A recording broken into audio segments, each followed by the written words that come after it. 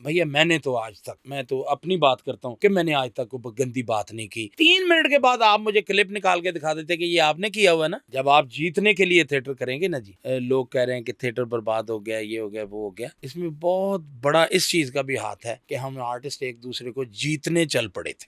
Comedian ना होते तो क्या होते? एक मजदूर होता, अपने बच्चों की रोटी की तकोदाव में लगा रहता। स्टेज ड्रामा आपने स्टार्ट किया, कोई दोस्त लेके आया इस फील्ड की तरफ? थिएटर का ऐसे हुआ था कि मैं थिएटर देखने के लिए जाया करता था। आर्टिस्टों को जुगते करते थे, आर्टिस्टों को मजाक करते थे। तो वो मेरे घर एक दिन आए, मुझे कहते तुम ड्रामा करो। वो अल्लाह पाक ने ऐसी अपनी मेहरबानी फरमाई कि वो ड्रामा सुपर ड्रामा हुआ। मैडम नरगिस वो मेरे साथ मुल्तान ड्रामा करने के लिए आई, तो उन्होंने मुझे बड़े अपने कमरे में बुला के मुझे कहा कि तुम कितनी देर से यहाँ काम कर रहे हो। मैंने कहा ऐसे ऐसे। कहती तुम तो मुल्तान के आर्टिस्ट नहीं हो, लाहौर काम करो जाके। मैं क्या मैडम लाहौर मुझे काम कौन करवाएगा? कहती मैं करवाऊंगी। वो फिर मुझे फर्स्ट टाइम लाहौर लेके आई थी कि अज़मा बुखारी साहब ने जब से ये चार्ज लिया, थिएटर की शक्ल बहुत बेहतर हो गई। अगर साहब कोई फैन मोमेंट तो बताएं कि आपको लगा हो कि यार ये फैन तो एक्स्ट्रा ही। वॉशरूम में से अंदर जाने लगा तो पीछे से एक बंदे ने मेरी कमीज पकड़ ली। मैंने मुड़ के देखा, मैंने कहा भैया क्या हुआ?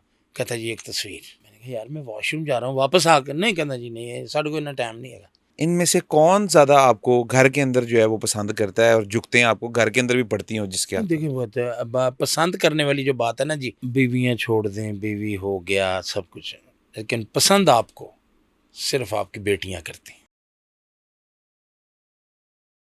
अस्सलाम जी, talk time with Umair Shah में खुशामदीद। मैं हूं आपका होस्ट उमैर शाह और आज हमने अपने इस पॉडकास्ट के स्टूडियो के अंदर एक ऐसी शख्सियत को बुलाया है जो कि मुझे ज़ाती तौर पे बड़ा पसंद है। कुछ लोगों से खुदा वास्ते जो है ना आपको मोहब्बत होती है, ना आपसे उनका डायरेक्ट कोई लिंक होता है, ना ताल्लुक होता है और ना ही आपकी उनके साथ कभी भी कोई इंटरेक्शन होती है।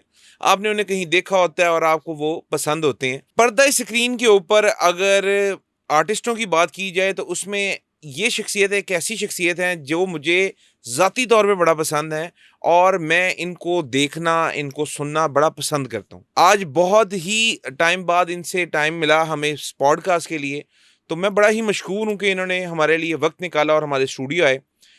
और इंट्रोडक्शन में टाइम वेस्ट नहीं करते और चलते हैं इनकी जानिब। मेरी मुराद है जनाब आगा माजिद साहब। तो बिला तखीर चलते हैं आगा साहब की जानिब। अस्सलाम वालेकुम आगा साहब। वालेकुम हजूर, सर, बहुत शुक्रिया, थैंक यू वेरी मच जी थोड़ा। मैं आपको बता नहीं सकता कि आपको आज अपने गेस्ट के तौर के ऊपर देख के मैं कितना खुश हूँ। बहुत शुक्रिया, अल्लाह पाक आपको बहुत सी तरक्कियाँ दे। मेरी दुआएं आपके साथ हैं। अल्लाह पाक आपको जिस मकसद के लिए ये आप पॉडकास्ट कर रहे हैं, जिस मकसद, ज़ाहिर बात है आपको, मैं तो नहीं समझता कि आपको किसी पैसे की ज़रूरत है या किसी चीज़ की, ना को आपको फेम की ज़रूरत है। अपने शौक़ के लिए करते हो कि डेफिनेटली। बिल्कुल।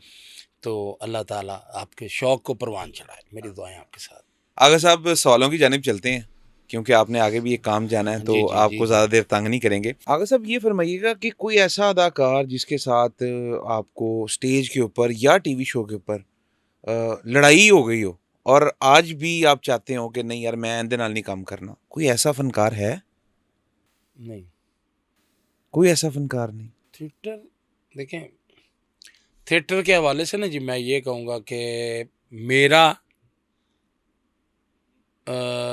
इसको सवाल को हम ऐसे करते हैं कि थिएटर की दुनिया में ना जी मेरे बहुत बड़े जो जिनमें अमानुल्लाह साहब, बब्बू साहब, मस्ताना साहब, ये इनको हटा के मेरे जो वो आप उसको क्या कहेंगे कि एज इस फेलोज ये या मेरा एज फेलो, मेरे बैच फेलो, बैच जो फेलो कोलीग्स जो हैं अब मेरे अभी कोलीग आपकी। जो इस वक्त के, बिल्कुल ठीक। मैं थिएटर से कभी भी किसी बंदे से खौफज़दा नहीं हुआ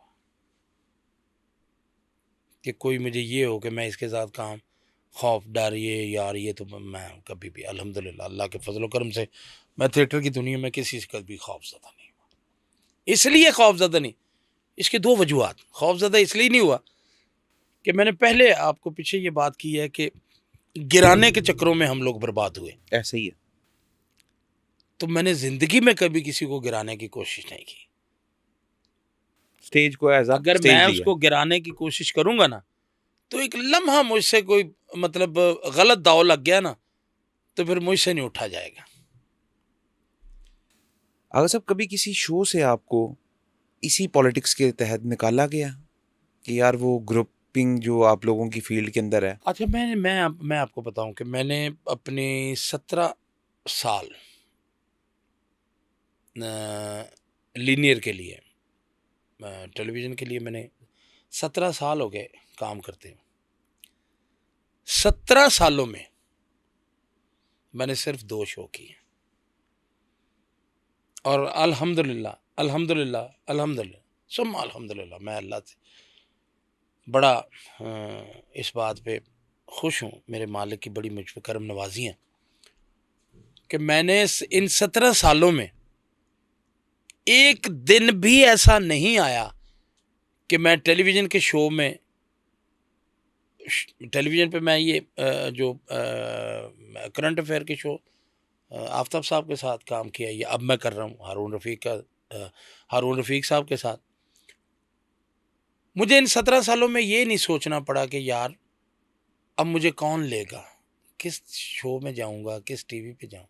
मेरी 17 सालों में अपनी मर्ज़ी से तो छुट्टी है, किसी ने छुट्टी नहीं की। मेरी 17 सालों में मेरी किसी ने छुट्टी नहीं करवाई कि मुझे किसी ने ये कहा हो कि आप अपने शो का इंतज़ाम कर लें। जैसे कि आगे साहब अभी आपने जिक्र किया आफ्ताब इकबाल, ज़ाती तौर पे क्योंकि आपने बड़ा काम किया उनके साथ और आपको जो इनिशियल बूम मिला वो भी 19 उन्हीं से मिला। थैंकफुल तो आप हैं, ज़ाहिर है आप हर जगह जिक्र करते हैं कि जी उन्होंने हमारे लिए बहुत कुछ किया। उनकी शख्सियत से किसी किस्म का इख्तलाफ आपको है? नहीं, देखिए उनकी शख्सियत से मुझे आज भी कोई इख्तलाफ नहीं है। ठीक है। वो मेरे असातिज़ा में शुमार है उनका कि जब मैंने टेलीविज़न की तरफ रुख किया था तो सबसे पहले वो थे जिनके साथ मुझे टेलीविज़न की अलफ़ बे का भी नहीं पता था। मुझे उन्होंने बहुत कुछ सिखाया, मैंने उनसे बहुत कुछ सीखा और उसके बाद जो आप कह रहे हैं ना कि फ़ेम उनसे मिला, फ़ेम उनसे नहीं मिला मुझे, फ़ेम मेरे रब से मुझे मिला। बेशक बेशक बेशक, मगर वसीला तो आगा साहब कोई ना वसीला कोई बंदा। वो बने, फ़ेम मेरे रब ने मुझे दिया और आज भी मैं उनकी उसी तरह इज़्ज़त करता हूँ, उसी तरह उनकी रिस्पेक्ट करता हूँ। काम ना करना, करना या ना करना ये अलग मैटर है। ये मैंने नहीं किया कि मैं उनसे हट के तो उसके बाद फिर मैंने उनकी बदखोइयाँ की और 2 साल, 6 महीने, 8 महीने बाद फिर मैं उन्हीं के पास गया और फिर मैंने उनके तलवे चाटे, ये मैंने नहीं किया। आगा साहब ये बताइएगा कि आपने जो है वो इंडियन फ़िल्म्स के अंदर भी, पंजाबी फ़िल्म्स के अंदर बड़ा काम किया है अल्हम्दुलिल्लाह। और एक सीरीज़ है चल मेरा पोता, चल हमने मेरा आपको पुत, देखा। हाँ जी, पार्ट अच्छा, 4 का। हमने आप उस पूरी मूवीज़ के अंदर आपका जो कैरेक्टर था वो एक मेन कैरेक्टर में से था। आपको हमने शूटिंग के दौरान बाहर के मुल्क के अंदर क्यों नहीं देखा? या कोई सीक्वल आने वाला है हमारे नाज़रीन के लिए, नहीं, ये बताएँ? वो देखें अब आगे जो उसका है वो इंशाल्लाह मुल्क से बाहर होगा। ये एक्चुअली उन्होंने दिखाया ही ये था कि वो पाकिस्तान से है, सेठ वसीम जो नासिर का बाप, जी।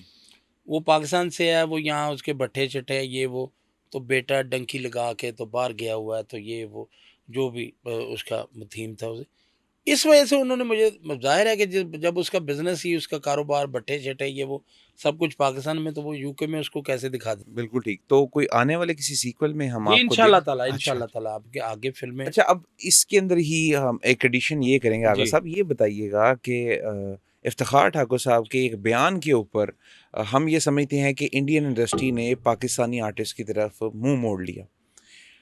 आप ज़ाती तौर पे क्या समझते हैं, वो बयान देना चाहिए था और क्या उसके जो आफ्टर शॉक्स हैं वो ठीक आए हैं? नहीं देखिए, हुआ पता क्या है कि एक तो वो बयान ठाकुर साहब ने दे दिया, बिल्कुल।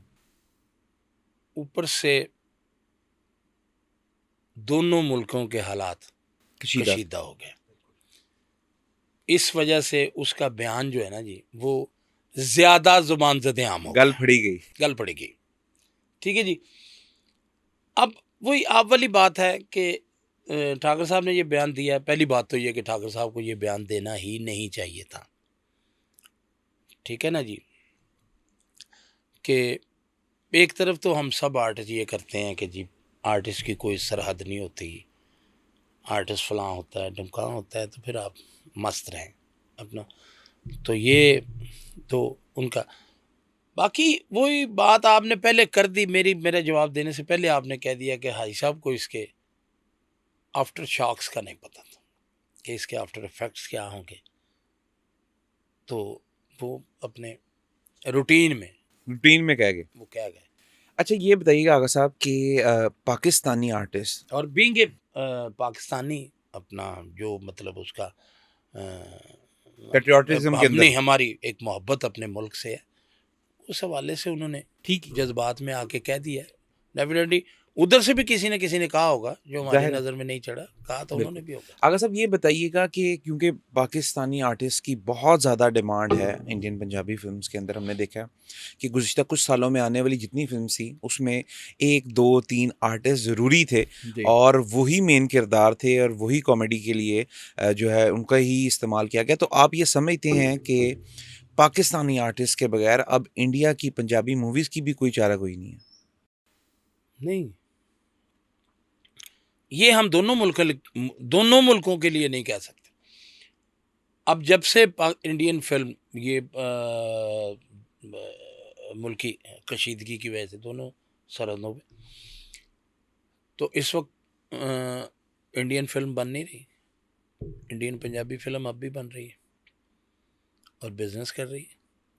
देखिए उसमें उसका असर क्या पड़ा उसके बिजनेस, कि वो पाकिस्तान में मतलब अब भी लग रही है। अगर वो पाकिस्तान के आर्टिस्ट लेके करते हैं तो वो इंडिया में नहीं लगती। फ़र्क ये है सिर्फ। फर्क ये है कि इंडिया में बिजनेस करती है, उनका तो बहुत बड़ा सर्किट है, बहुत बहुत बड़ा बड़े सिनेमास बहुत ज़्यादा। सिनेमाज है, तो वहाँ उनको थोड़ा सा प्रॉब्लम होता है। अदरवाइज फिल्म अब भी उनकी बन रही है और सुपरहिट फिल्में बन रही हैं। ये बिल्कुल नहीं है ठीक।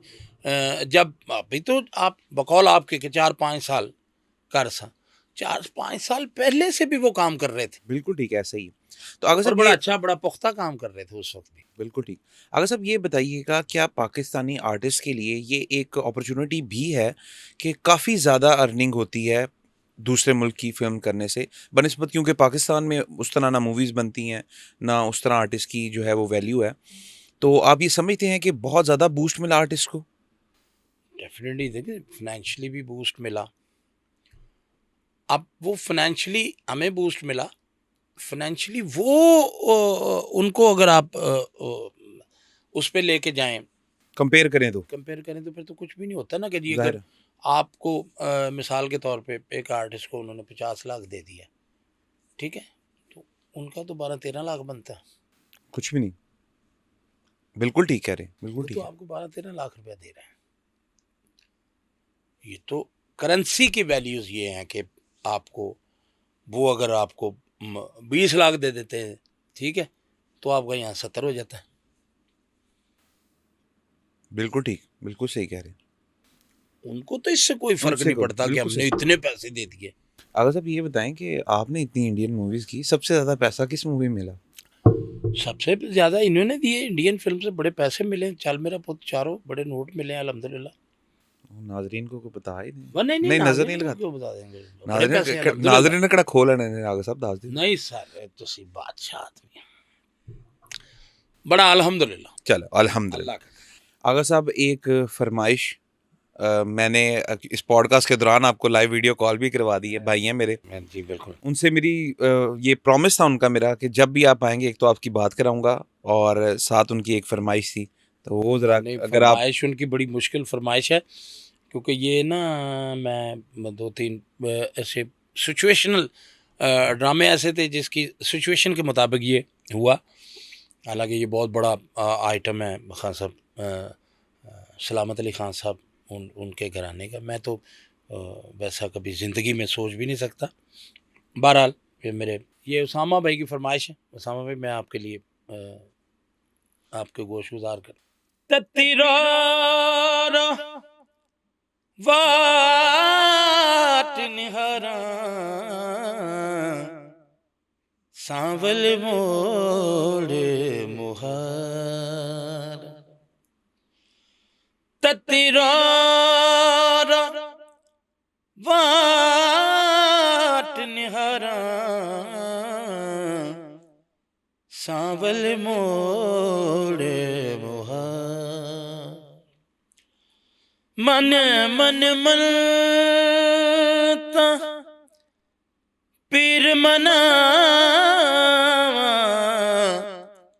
मुला को प्रीत करावा मैं ता कर दे जतन हजारा सावल मोड़ मुहार। ज़बरदस्त, क्या बात है आगा साहब। आगा साहब मैं तो ये समझता हूँ कि आपको क्योंकि सलीम भाई ने भी अब सिंगिंग शुरू कर दी है तो आपको मुकाबले में एल्बम भी एक लॉन्च करनी चाहिए इसकी। सलीम बड़ा अच्छा आर्टिस्ट है जी। जी। अच्छा आगा साहब, ज़ाती तौर के ऊपर कोई एक ऐसा सॉन्ग जो आपको बहुत पसंद हो, पंजाबी, उर्दू, जो भी, हमारे नाजरीन की और सामीन के लिए। जी वो एक मेहदी साहब की गज़ल है, क्योंकि मैं उन्हें बहुत पसंद करता हूँ। तो पिछले दिनों वो बड़ी वायरल हुई थी, टेलीविज़न पे मैंने वो किया था। गुलों में रंग भरे बादे नो बहार चले चले बिया के गुलशन का कारो बार चले गुलों में रंग भरे बादे नो बहार चले। मकाम फैज कोई राह में जचा ही नहीं। मकाम फैज कोई राह में जचा ही नहीं। जो कुए यार से निकले तो सुएदार चले चले बिया के गुलशन का कारो बार चले। क्या बात है आगा साहब, क्या बात है। अच्छा आगा साहब ये बताइएगा, रैपिड फायर का एक छोटा सा हमारा सेगमेंट है और वन लाइनर आंसर होगा आपका। पाकिस्तान के वज़ीर आज़म बनने पे सबसे पहला काम क्या करेंगे? मैं जी, हाँ जी। पहले तो ये नामुमकिन सी बात है। पाकिस्तान है, कुछ भी मुमकिन है नहीं आगा नहीं साहब। नहीं नहीं नहीं, ये सर गल्लां बड़ियां ने। ये बड़ा प्यारा मुल्क है, बड़ा खूबसूरत मुल्क है। नहीं इतने नहीं अच्छा होता चले हम उसको सर, पढ़े फैब्रिकेट, लिखे आदमी है दाए कम में, मैं अनपढ़ आदमी है। ये वैसे ही सोचें कॉमेडी है। एक रात आप उठें और आप पता चले आप पाकिस्तान के वज़ीर आज़म, सबसे पहला काम आगा साहब बताएं क्या करेंगे? बस है ही, कोई बिजली बुजली सस्ती कर देंगे, कोई सुई गैस सस्ता कर देंगे। गरीब वाले काम कर। गरीबां वाले करना ना जी, गरीब दी प्रॉब्लम जो अपनी होई सारियां दी। बिल्कुल ठीक। नसीम विकी या इफ्तिखार ठाकर? नसीम विकी। और नासिर चिन्योटी या इफ्तिखार ठाकर? नासिर चिन्योटी। और स्टेज या टीवी? स्टेज। मुल्तान या लाहौर? लाहौर। ये ज़रा मुश्किल था मगर आपने लाहौर को सिलेक्ट कर लिया। लाहौर इसलिए कि जहाँ मेरा इस वक्त रिस्क रिलेटेड है। चाय या कॉफ़ी आगा साहब? चाय। 1 करोड़ रुपया या एक सुपर हिट फिल्म? एक सुपर हिट फिल्म। करोड़ रुपया नहीं लेंगे? सुपर हिट फिल्म, क्योंकि उसके बाद बहुत से करोड़ वो देंगे। बिल्कुल ठीक। आगा साहब ये बताइएगा कि आपकी ज़िंदगी के अंदर कोई ऐसा मोड़ जहाँ पर आपको लगा हो कि ये डेड एंड है मगर अल्लाह ताला ने रास्ता बना दिया हो?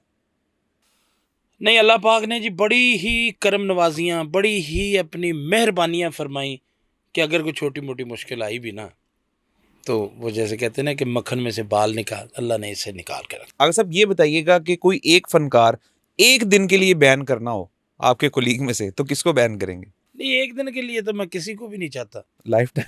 लंबा चाहता हूँ। वो कौन है? तो बहुत सारे हैं। कोई एक दो के नाम बता दे। नहीं, मुड़ के मैं थिएटर ते भी जाना है ना, तो ये तो कोट पाउण वाले काम कर रहे हो। बिल्कुल ठीक। अगे एक दिन दा बैन ते सर कुछ भी नहीं बैन। ये भी ठीक है। और ये मैं सिर्फ ये नहीं कह रहा, कुछ फनकारां दी ख्वाहिश मेरे बारे च भी होएगी। ऐसे ही, बिल्कुल ऐसा ही। अच्छा आगा ਸਾਹਿਬ ਕੋਈ ਜ਼ਿੰਦਗੀ ਦਾ ਐਸਾ ਵਾਕਿਆ, ਕਿਉਂਕਿ ਅਸੀਂ ਹੁਣ ਪੋਡਕਾਸਟ ਦੀ ਕਲੋਜ਼ਿੰਗ ਦੀ ਤਰਫ ਜਾ ਰਹੇ ਹਾਂ, ਅਸੀਂ ਤੁਹਾਨੂੰ दोबारा भी बुलाना है, आज जान देंगे तो दोबारा आओगे तुसी। आगा साहब ये बताएं कि कोई ज़िंदगी का ऐसा वाक़या जहाँ पर आपने अपने आप को बेबस समझा हो और आप हमारी इस पॉडकास्ट की वसाकत से नाजरीन को ये बताना चाहते हो कि कभी भी नाउमीदी नहीं करनी। नहीं, बेबस तो देखिए, अब अभी जैसे मैंने वो अपना वकूआ सुनाया अपनी फैमिली अपने बच्चे वाला, यहाँ मैं बिल्कुल बेबस था, क्योंकि ये अल्लाह की रज़ा थी। अल्लाह की रज़ा के आगे तो इंसान, आप भी बींगे मुस्लिम, ऐसे ही है। जो अल्लाह की रज़ा है मैं वहाँ बेबस हूँ। जो मेरे रब की रज़ा है मैं उसके साथ बिल्कुल जाऊँगा, तैयार, रेडी, हर वक्त। बेबस नहीं हुआ कभी भी। मैंने कहा कि अल्लाह पाक ने ऐसी, लेकिन ये ज़रूर है कि बेबसी या मायूसी, मायूसी मैं हमेशा कहता हूँ, मैं नहीं कहता, बड़े लोगों ने कहा कि मायूसी गुनाह है। आप किसी मसले में हैं कि आप, अल्लाह ने बहुत से ऐसे वज़ाइफ हैं, बहुत सी ऐसी चीज़ें हैं जिनको आप पढ़ते हैं तो अल्लाह पाक आपके लिए आसानियाँ पैदा करता है। अल्लाह पाक ने तो किसी के लिए भी कोई मुश्किल तो पैदा की नहीं, बिल्कुल नहीं की, मुश्किल पैदा है नहीं अल्लाह पाक ने कि।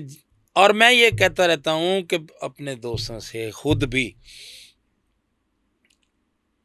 कि जैसे अल्लाह पाक आसानी से देते हैं ना, वैसे हमें लेना नहीं आता। बेशक हमें वैसे लेना चाहिए। हकूक़ अल्लाह, अल्लाह पाक ने खुद कहा कि मैं हकूक़ अल्लाह माफ़ कर दूँगा, हकूक़ुल इबाद माफ़ नहीं करूँगा। मैं तो नहीं ये कहता। बिल्कुल बिल्कुल अल्लाह ताला। तो भैया अपने हकूक़ुल इबाद का हम लोगों को ख्याल रखना चाहिए। हकूक़ुल इबाद में बहुत कुछ रखा हुआ है। बेशक मैंने हमेशा, ये मैं बहुत से, मैं आज नहीं कह रहा, मैं बहुत से मेरे इंटरव्यूज़ पढ़े, आप उठा के देखें, मैंने अल्लाह से हमेशा ये दुआ की है कि मेरे मालिक वो रिस्क ना देना जिसमें मेरे बहन भाइयों का हिस्सा नहीं है। बेशक ये हकूक़ुल इबाद है। आगा साहब खाने का जिक्र हुआ तो ये बताएं कि खाने में सबसे ज़्यादा पसंदीदा चीज़ क्या है आपकी? अच्छा, सबसे ज़्यादा पसंदीदा चीज़ खाने में मेरी वो है खिलाना। ज़बरदस्त। खाना मेरा शौक नहीं है, मैं सच्ची बात वैसे आपसे कह रहा हूँ। वैसे मनन वाली गल नहीं जी आगा मैं साहब। ਤੁਹਾਨੂੰ ਸੱਚੀ ਗੱਲ ਕਹਿ ਰਿਹਾ ਕਿ ਤੁਸੀਂ ਮੇਰੇ ਦੋਸਤਾਂ ਯਾਰਾਂ ਨੂੰ, ਸਲੀਮ ਨੂੰ, ਕਿਸੇ ਨੂੰ ਵੀ ਇੱਥੇ ਬਿਠਾ ਕੇ ਪੁੱਛ ਲੈਣਾ ਕਿ ਆगे ਦੀ खुराक ਕੀ है। मेरा खाना शौक नहीं है, मेरा खिलाना शौक। ज़बरदस्त। मुझे कुकिंग का शौक, खुद कुकिंग करता हूँ। और सबसे ज़्यादा अच्छी चीज़ क्या बनाते हैं कुकिंग जो में? मर्जी बनवा लें। हर आइटम। मैंने करेले गोश्त बनाए हैं हाँ। जो मुश्किल तरीन आइटम है। करेले गोश्त, मटन, कीमा, पालक गोश्त। और मैंने सुना ये खाने के लिए हमें आपकी तरफ जाना भी पड़ेगा। 110% नहीं, 1010%। अल्हम्दुलिल्लाह, अल्हम्दुलिल्लाह। सारे सर वो दिन मैं नहीं समझता कि मज़ा कि मैं वो दस्तरखान ही अच्छा नहीं लगता जहाँ मैं अकेला बैठ के खाना खाऊं, अकेले रोटी, मेरी नेचर में शामिल नहीं है। और मेरे मालिक का ये मुझ पे ख़ास करम है बिल्कुल बिल्कुल, ये कि खुसूसी करम है। दोस्ती यारी मेरे आए गए, कि मेरे दोस्त अब आप कहीं घूम फिर भी रहे हो ना, तो वो कहते यार भुख लग गई यार, वो कहते चलो यार आगे वाल चलते हैं, उत्थे रोटी होएगी, पई होएगी रोटी ਉਹਦੇ ਕੋਲ, ये तो कोई ना वाकई खुसूसी करम नवाजी कि अल्लाह कोई ताला। ना कोई चीज़ होएगी उत्थे, उत्थे चलते हैं। और अल्लाह के फजल करम से होती है। मैं अकेला यहाँ रहता हूँ, एक लड़का है मेरा साथ काम शाम करने वाला है, फैमिली मेरी जॉइंट फैमिली है मेरी, मैं उनको डिस्टर्ब नहीं करता। तो मैंने नहीं, मुझे नहीं कभी याद, ये बातें फिर अपनी तारीफ़ें हो जाती हैं, अपने मैं करना नहीं चाहता, कि मुझे नहीं याद कि मैंने कभी आधा किलो गोश्त ला के या कोई इतनी सब्ज़ी ला के मैंने बनाई हो कि मैं यार असी दो तो बंदे हैं कितना खा लेना। मैं नहीं, मुझे पता होता है कि हम दो नहीं हैं। और ये अल्लाह रेडी ताला हो जाएगा मेहमान तो भेज अल्लाह दें। पाक भेजेगा इंशाअल्लाह ताला। सुभान अल्लाह, बड़ी बात। आगा साहब कहते हैं दस्तरखान जिस बंदे का वसी होता है जी हाँ, उस पे अल्लाह ताला की वैसे ही करम नवाजी रहती है। बेशक, और मैंने अपनी अभी तक की लाइफ में ये देखा भी है कि जिसने खिलाना सीख लिया है उसने सब कुछ पा लिया। सर मैं नहीं, ये बात हम आपस में पहले तो ये जुमला दुरुस्त करें कि जिसने खिलाना सीख लिया, नहीं, जिसने खिलाना सिखा दिया। बिल्कुल ठीक, बिल्कुल ठीक, बिल्कुल ठीक। खिलाना बहुत मुश्किल काम है बड़ा कि ओ यार मैं उन्होंने बनाना 10,000 रुपया मेरा लग जाना, ये उसकी करम नवाजी है, वो बताता है, वो सिखाता है खिलाओ तो तब है, वरना तो कोई बंदे की तो कोई औकात बंदे की कोई औकात नहीं। मैं क्या खिला सकता हूँ किसी को, ये अल्लाह की करम नवाजी, अल्लाह का मैं अगर देखे ना जी, मैं कहता हूँ कि मैं अगर 10 बंदे मेरे दस्तरखान पे बैठ के खाना खाते तो ये वो उस बोटी पे, उस सब्जी पे, उस रोटी पे, उस खीरे पे उसका नाम है, बेशक बेशक बेशक बेशक। तो उसने वो उठाना ही उठाना है, वो मैंने नहीं रखा हुआ। आपके पास आना या बैठना तो ये तो बहाना है, ये अल्लाह ताला ने बहाना है, लिखा। ये उसने, मैं हमेशा ये कहता हूँ कि मैंने एक दफ़ा मैं अपने दोस्तों से बैठा, मैं बात कर रहा था, मैं कहा यार मेरी जेब में ना 10,000 रुपये, मैं चलता जा रहा हूँ तो अचानक मैंने जेब में हाथ डाला तो वो 10,000 रुपये है ही नहीं। मैं यार 10,000 रुपये डिग डिग पे यार क्यों, मुझे इसका कभी दुख नहीं हुआ कभी, मैं कसम खा के आपको कहता हूं, मुझे इस बात का दुख नहीं हुआ कभी। क्यों नहीं हुआ कि वो मेरा होता तो कभी ना गिरता, गिरता ही ना कभी। बिल्कुल ठीक। वो गिरा है ना जी, तो इसका मतलब ये है कि जो पीछे आ रहा है ना, ये उसकी ज़रूरत है, बिल्कुल बिल्कुल। वो इसलिए गिरा है कि अल्लाह की ज़ात, उस मालिक ने ये कहा है कि इसके पास है, यहाँ गिरेगा तुम उठा लेना, इसको मैं दे दूंगा। बेशक वो उसका था, उस तक पहुंच गया। उस तक पहुंच गया, तो मेरी तो तकलीफ ही नहीं है, मेरा तो गुस्सा ही नहीं है, मेरा तो दुख ही कोई नहीं है, वो मेरा था नहीं, मेरा होता तो नहीं गिरता। बेशक बेशक। बीइंग ए मुस्लिम मेरा ये, मेरा नहीं गिरता। जबरदस्त। आगा साहब, ये बातों का सिलसिला कभी ना खत्म होने वाला। हम तो आपको अल्हम्दुलिल्लाह। बिठा ही लें स्टूडियो के अंदर और पूरी रात तक बातें चलती रहें। अल्लाह ताला आपको सेहत तंदुरुस्ती के साथ सलामत रखे। मैंने इंट्रो आपके सामने इसलिए रिकॉर्ड नहीं किया कि शायद मैं थंबल कर जाता। तो इंट्रो आपके आने से पहले रिकॉर्ड करने का मकसद ही ये था कि आपसे मुझे कुछ लोगों से ज़ाती तौर के ऊपर उनसीयत होती, कुछ लोगों से खुदा वास्ते वैर होता है और कुछ लोगों से खुदा वास्ते मोहब्बत भी मोहब्बत होती होती है। बेशक। तो आपसे मेरी आशनाई टीवी के थ्रू है, एक हमारे म्यूचुअल फ्रेंड है उनके थ्रू है, फिजिकली हम पहले दफ़ा एक दूसरे को देख रहे हैं, बेशक, मगर आपसे मुझे जो है ना वो खुदा वास्ते मोहब्बत है। थैंक यू वेरी और ना सिर्फ मुझे, मेरे स्टूडियो में मौजूद सारे लोगों सर, को थैंक यू वेरी और मच। मेरी और फैमिली को भी। आपको जो मुझसे खुदा वास्ते मोहब्बत है ना जी, खुदा वास्ते उसमें से मुझे थोड़ी सी दे दे, खुदा वास्ते दे दे। अल्लाह ताला आपको सलामत रखे, हमेशा हंसते मुस्कुराते रहें, लोगों को जो है वो हंसाते रहें और बरकतें अल्लाह ताला के जो है वो समेटते रहें। आगा साहब, क्लोजिंग के अंदर हमें कोई एक खूबसूरत सा सॉन्ग और ज़ाती तौर के ऊपर जो कोई आपको पसंद हो गाना या कोई गज़ल ऐसी, वो भी। रंजिशी सही दिल ही दुखाने के लिए रंजिश ही सही, आप फिर से मुझे छोड़ के जाने के लिए रंजिश ही सही, किस किस को बताएंगे जुदाई का सबब हम, किस किस बताएंगे जुदाई का सबब हम, तो मुझसे खफा है तो ज़माने के लिए रंजिश ही सही। क्या बात है आगा साहब, क्या बात। Thank you brother, thank you very much ji.